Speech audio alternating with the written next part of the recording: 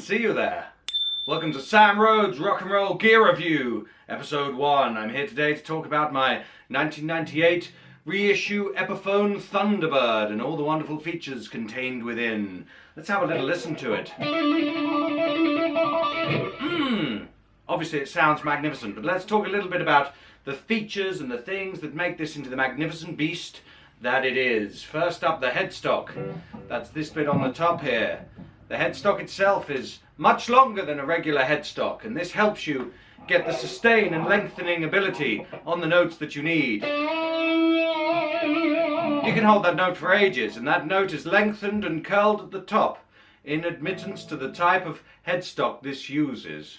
Now, many people know that the Gibson factory, very much like Willy Wonka, have imprisoned a race of tiny folk, and what they do with those tiny folk is get them to build things. So these pickups here are actually built of the shields of the miniature men of Gibson. They use these shields to defend themselves in combat, and then their shields are roughly taken from them by the Gibson employees and placed and used as the pickups. Now, the shield gives you a good guarding tone. Also on the back here you can see the tuning pegs. Now the tuning pegs are made of the helmets of said warriors. You can see quite from how small the tuning pegs are, how tiny the heads of the miniature men of Gibson are.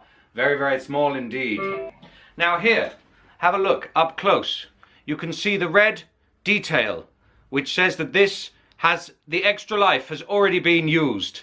Now not many people know that Gibson invented this guitar, and it comes with an extra life, which means if you fuck up on stage, you can whack it and use the extra life to get a complete do-over. It actually stops time. Now sadly this extra life has gone red, which means that it has been used by a prior guitarist. Now the 1998 reissue only came with one extra life, but if you buy one of the 70s original you actually get 5 lives, which is pretty good. So let's talk about the knobbins. We can hear the smooth sound of the knobbins there.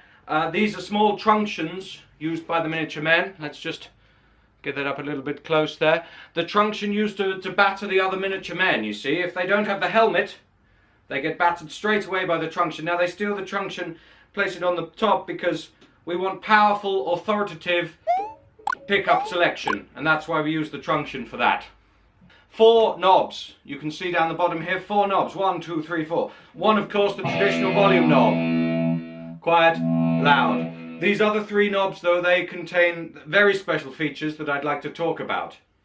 Knob 1 here, down at the bottom, this controls violence. Now, the more violence you have it, you see I have it all the way at 10.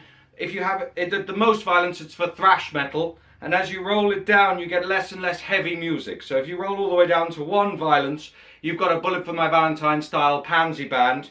Maybe about 2, you've kind of got your early stoner rock. About 5, you start to get to heavy metal. And then as you're up in the 9s and 10s, you're talking Manowar, Cannibal Corpse, all of those things. So here's it set to a 1. We'll just set it to a 1 and we'll hear the sort of tone we can produce. Soft, girly, for ladies, metal for ladies. But then if you roll it all the way up to 10, oh, what have we got?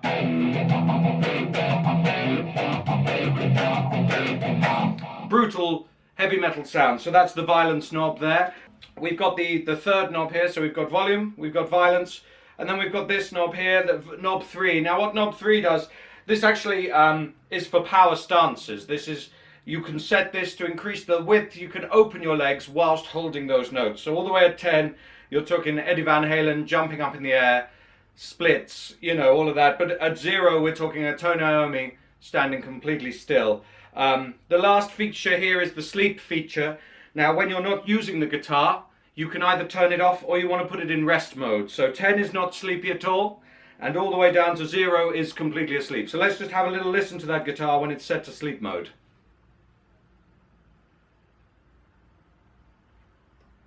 Nothing at all, as you can see here. This particular model, as you can see, is for heavy metal playing. I mean, the shape, the look of the thing. It's advised that you never play anything that is not heavy metal on this guitar.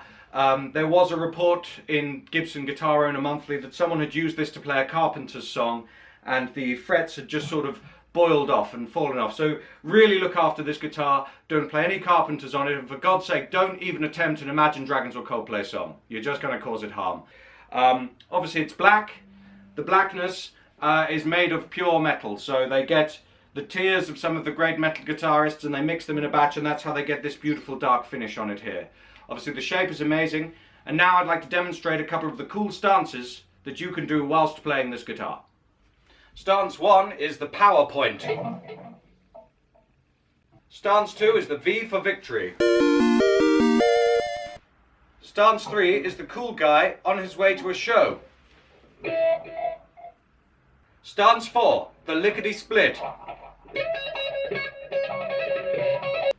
Stance Omega, sideswipe. Stance Batista, the upwards jump. All of these stances can be achieved with this beautiful guitar only.